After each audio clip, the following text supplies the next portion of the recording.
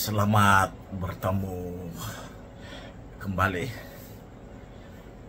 Untuk kali ini saya akan ceritakan pengalaman saya semasa buat rekaman paranormal kali pertama di Ian, yaitu di Titihayun.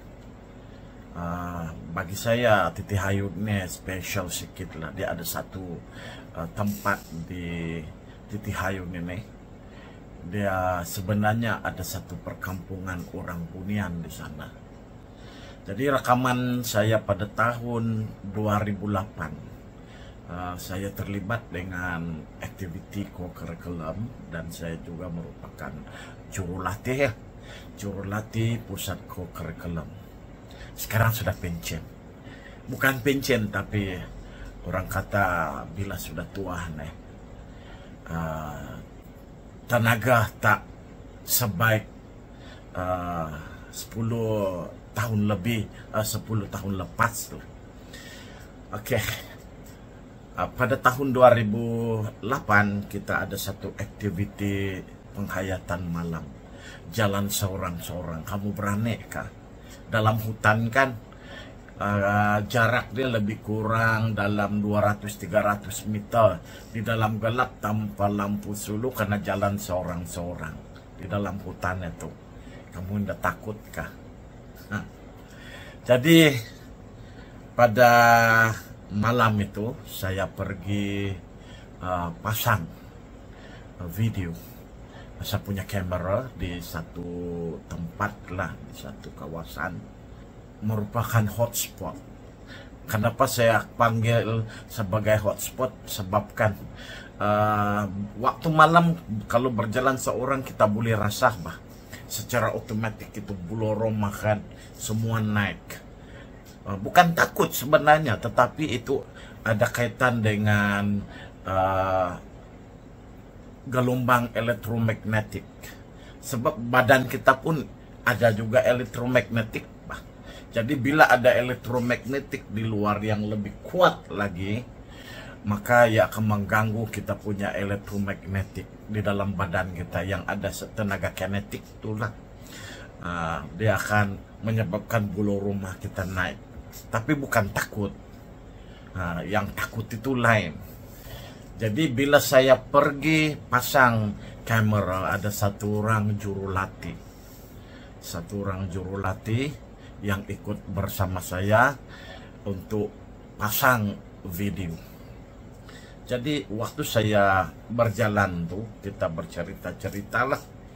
Dan oleh karena untuk memasang video agak lama juga lah untuk ambil masa.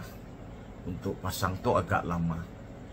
Jadi bila saya masih pasang, saya tidak tahu yang sebenarnya kawan saya ini sudah balik. Jadi seorang diri di sana. Jadi tapi saya tidak tahu masa itu. Saya tengah pasang kamera baru. Sambil pasang, tiba-tiba ada orang di belakang saya tanya, di sini pun boleh dapatkah? Soalan macam itulah. Dia tanya macam itu. Tapi saya tak menjawab. Sebab dalam hati saya macam tiada keinginan untuk menjawab. Jadi saya pasang kamera. Lepas itu saya punya infrared lamp. Dia tanya lagi satu kali. Pasang di sini pun boleh dapatkah? Kali kedua dia tanya saya, tapi saya tidak menjawab juga. Jadi kali ketiga, bila dia tanya boleh dapatkah di sebelah sini, saya pun kebetulan sudah siap lah memasang kamera. Saya kata di mana-mana pun dapat, di sini pun dapat. Sambil saya pusing ke belakang, tengok siapa yang tanya. Rupa-rupanya tiada orang. Seseorang diri. Bergetar Ada juga rasa takut. Sebab itu kali pertama kan saya ada di sana. Tapi macam biasalah, selepas itu oleh karena tiada orang di sana, saya pun cakaplah saya siapa, kenapa saya ada di sana. Lepas itu saya bilang, kalau sudah bolehlah tolong direkam di dalam saya punya video. Jadi selepas aktiviti penghayatan malam itu, rekaman di sana dalam sekitar mungkin ada 1 jam lah mungkin itu. Jadi bila saya review balik, wih, hebat tau. Dia ada satu benda naik macam begitu, bukan terbang. Nah, kalau terbang itu lain, ini bukan terbang, dia naik perlahan-lahan di atas.